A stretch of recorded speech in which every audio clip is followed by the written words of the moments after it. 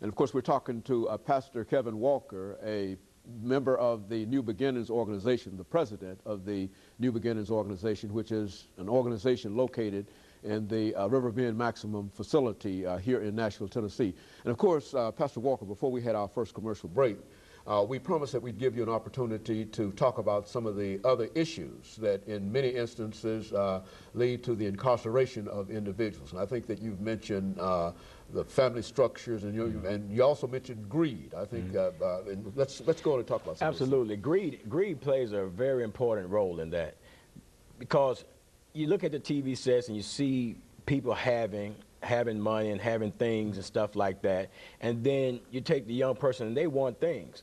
And now, especially in the African American communities, you see a lot of drugs, you see a lot of guns, and there's a lot of violence there. And then the role models that people have, I think it has a lot to do with negative role models too. There's a lot of negative role models that's coming across in music, it's coming across in videos, it's coming across in what we're seeing as we grow up. We're seeing the number runners, we're seeing the dope dealers, we're seeing the hustlers riding around in the car with the jewelry and all of that stuff. And then it creates within a young boy a desire for those things. But if you're not being taught the right way about how to get them, and then if you're lacking discipline in the home also, then chances are you're going to go after those negative things. And when you do that, then you're going to find yourself having to experience the consequences of that, which is incarceration. So because of greed, because of the desire for money, people find themselves doing all types of things.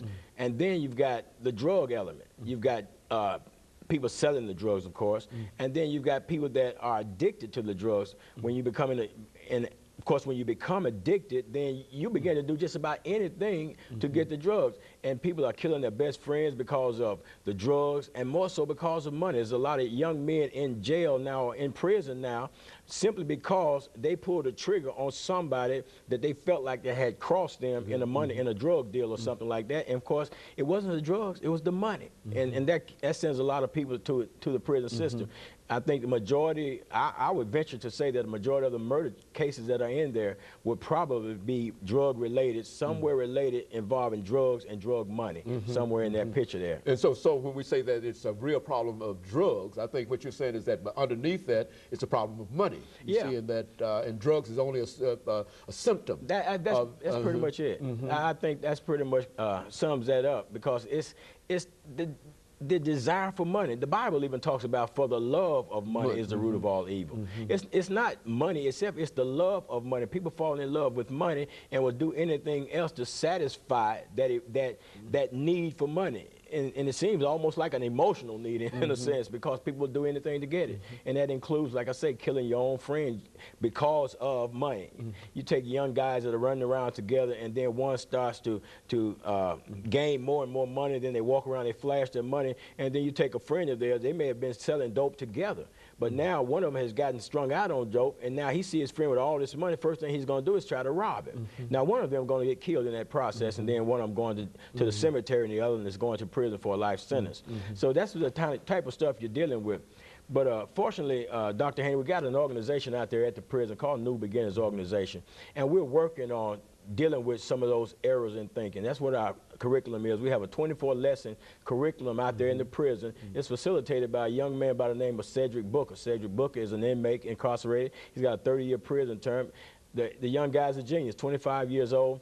And I mean, he's just doing some phenomenal things in terms of developing. He developed this curriculum, and he's now enhancing our curriculum now. And we're dealing with some things to resolve errors in thinking within the individual. We deal with subject matter such as vision, awareness, consciousness of self, making people self-aware of who they are, and trying to see, where am I going, who am I, and where am I going. We talk about morality, power, because people seeking power.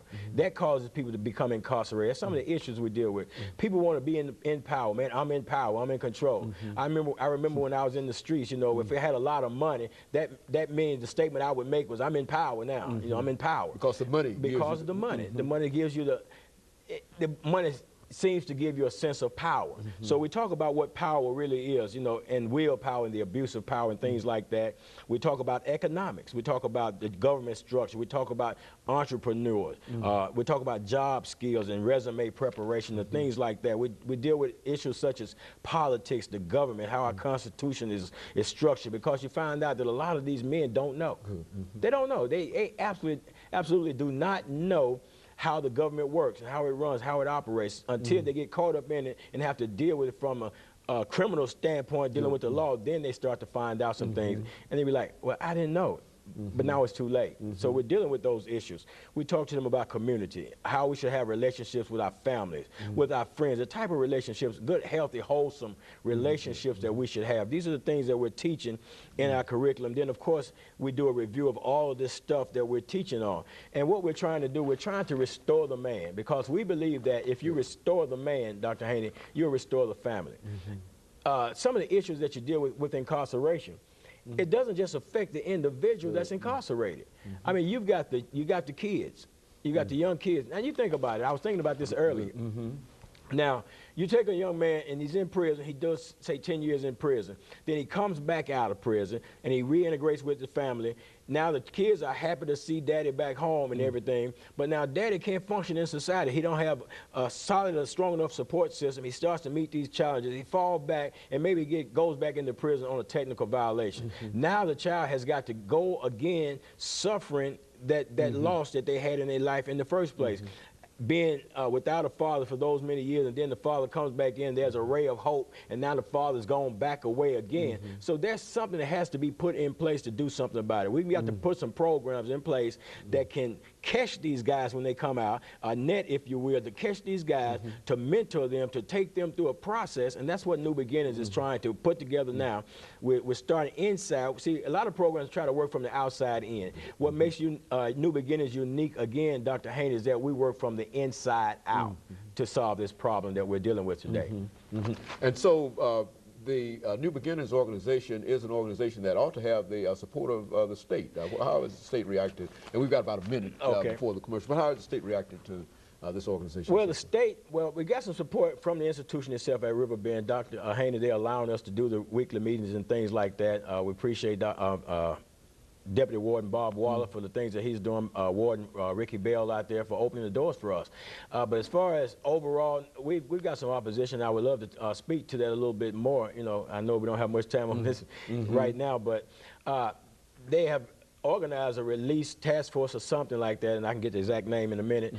But we're not included. We've got a program in the prison. Okay, and of course, let me interrupt you here for the second commercial break. And of course, we'll be back with our audience following this very, very short commercial break. Okay, I'm going to let you touch me in the second section.